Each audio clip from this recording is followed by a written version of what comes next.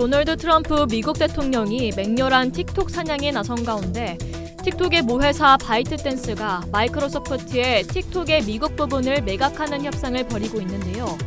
마이크로소프트가 틱톡을 장착할 경우 SNS 업계에 진출할 수 있는 발판을 마련하게 되고 틱톡 역시 트럼프 행정부의 공격을 피할 수 있는 장점이 있습니다. 그러나 백악관이 협상 막바지의 바이트댄스에 향후 3년간 미국에서 10,000개의 일자리를 만들어야 한다는 조건을 제시해 인수협상이 잠시 중단됐습니다. 이를 두고 미국은 백악관까지 나서 틱톡을 헐값에 거저먹으려 하는 것이 아니냐는 비난을 받고 있습니다.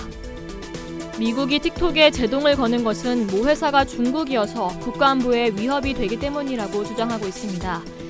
사실 이것은 억지라고 볼 수 있습니다. 틱톡은 15초짜리 짧은 동영상을 공유하는 플랫폼입니다. 유튜브 같은 동영상 공유 앱인데요. 이런 플랫폼이 국가안보에 위협이 되면 얼마나 위협이 될까요? 미국이 중국을 국가안보에 위협을 주는 대상으로 내세운 건 이번이 처음이 아닙니다. 앞서 미국은 화웨이를 공격했었습니다. 미국 정부가 화웨이를 겨냥한 것은 미국이 통신 네트워크를 통해 정보를 훔쳐본 경험이 있기 때문입니다. 미국 워싱턴 포스트는 최근 중앙정보국이 통신 장비에 몰래 부착한 도감청 프로그램을 이용해 전 세계 국가들을 상대로 반세기 이상 정보 수집 활동을 벌였다고 폭로했습니다. 한국을 비롯한 미국의 동맹들은 막대한 통신 비용을 내고 기밀 정보까지 미국에 고스란히 갖다 바친 셈이죠. 정보 도둑질을 해왔던 미국은 중국도 똑같은 짓을 할 것으로 보고 반 화웨이 캠페인을 벌여왔던 겁니다. 그야말로 도둑이 재발절인 격입니다. 일각에선 그래도 화웨이에 내세운 명분은 틱톡보단 그럴듯해 보인다고 평합니다. 사용자가 생산한 콘텐츠를 공유하는 틱톡이 국가안보에 미치는 영향은 미비할 것이라며 미국이 무리수를 두고 있다고 보는 것인데요. 이러한 지적에 미국은 틱톡이 오는 11월 미국 대선에 개입할 수 있고 사용자 정보를 공산당에 제공할 수 있다고 주장했습니다.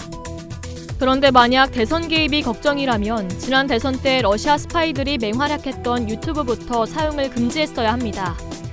또 사용자 정보는 국가기밀과 큰 관계가 없습니다. 그럼에도 세계에서 중국 편을 드는 국가는 없습니다. 중국은 원죄가 있기 때문입니다. 미국 SNS 업체 중 중국에서 사업을 하는 업체는 단 하나도 없습니다. 미국의 대표적인 SNS인 트위터, 유튜브, 페북은 중국 시장에 한 발짝도 내딛지 못하고 있습니다. 언론을 철저하게 통제하고 있는 중국은 중국 기업의 경우 공산당에 불리한 콘텐츠를 삭제할 수 있지만 미국 기업의 경우 불가능합니다. 이 때문에 외국계 SNS에 만리장벽을 쌓고 있습니다. 따라서 중국에서 유튜브의 짝퉁인 유쿠가 트위터의 짝퉁인 웨이보가 시장을 석권하고 있습니다. 중국이 트위터 등 미국 SNS의 문을 열었다면 미국 정부의 틱톡 금지 움직임을 다른 나라도 반대했을 겁니다. 그러나 중국도 미국 SNS를 막고 있는 마당에 세계가 중국 편을 들리 만무합니다. 이상 열도튜버였습니다.